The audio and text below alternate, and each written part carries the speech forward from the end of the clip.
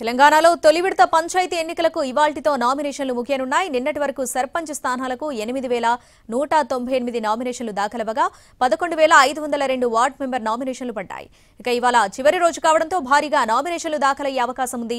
30న నామినేషన్ల పరిశీలన, డిసెంబర్ 3 వరకు విత్డ్రాకు అవకాశం ఉంటుంది. అదే రోజు పోటీలో ఉన్న అభ్యర్థుల వివరాలను ప్రకటిస్తారు. డిసెంబర్ 11న ఉదయం 7 నుంచి మధ్యాహ్నం 1 గంట వరకు పోలింగ్ ఉంటుంది. అదే రోజు మధ్యాహ్నం ఓట్లు లెక్కించి వార్డు సభ్యులు, సర్పంచ్ ఫలితాలు వెల్లడిస్తారు. తొలి దశలో 4,236 గ్రామ పంచాయతీలు, 37,000కు పైగా వార్డుల్లో పోలింగ్ జరగనుంది.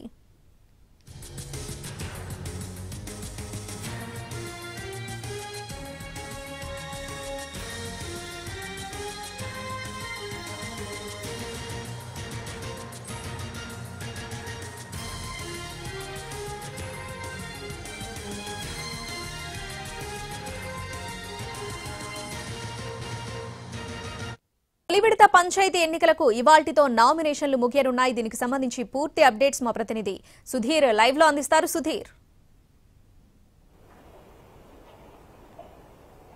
తెలంగాణలో పంచాయతీ ఎన్నికలను 3 విడతల్లో నిర్వహించాలని చెప్పేసి తెలంగాణ ఎన్నికల కమిషన్ నిర్ణయం తీసుకుంది. అందులో భాగంగానే ఈ రోజుకు మొదటి విడతలో భాగంగా ఈ రోజు నామినేషన్లకు చివరి రోజు. ఈ రోజు సాయంత్రం 5 గంటలకు నామినేషన్లకు సంబంధించి గడువు ముగుస్తుందని చెప్పేసి ఎన్నికల కమిషన్ స్పష్టం చేసింది. అయితే మొదటి విడతలో దాదాపు 4,236 గ్రామ పంచాయతీలు ఉన్నాయి.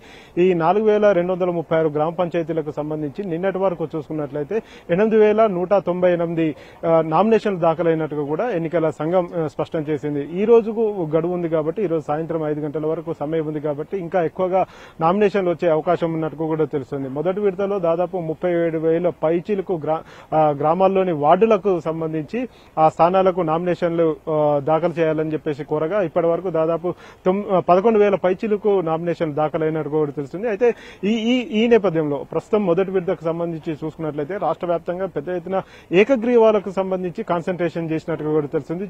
ప్రతి గ్రామంలో కూడా గ్రామ అభివృద్ధి కోసం ఎవరైతే పాటుపడతారో వారికి సర్పంచ్ స్థానం కేటాయించేందుకు చాలా మంది ఆసక్తి చూపుతున్నట్టు కూడా తెలుస్తుంది. పెద్ద ఎత్తున జిల్లాల్లో ఇవి ఏకగ్రీవాల కోసం ప్రయత్నాలు అయితే చేస్తున్నారు. మరొకవైపు రాష్ట్ర ఎన్నికల కమిషన్ మాత్రం ఏకగ్రీవాల మీద ప్రత్యేకంగా దృష్టి సారించాలని చెప్పేసి అయితే అధికారులను ఆదేశించిన పరిస్థితి కనిపిస్తుంది. ఏది ఏమైనా ఈ రోజు సాయంత్రం 5 గంటల వరకు నామినేషన్లు ముగుస్తాయి.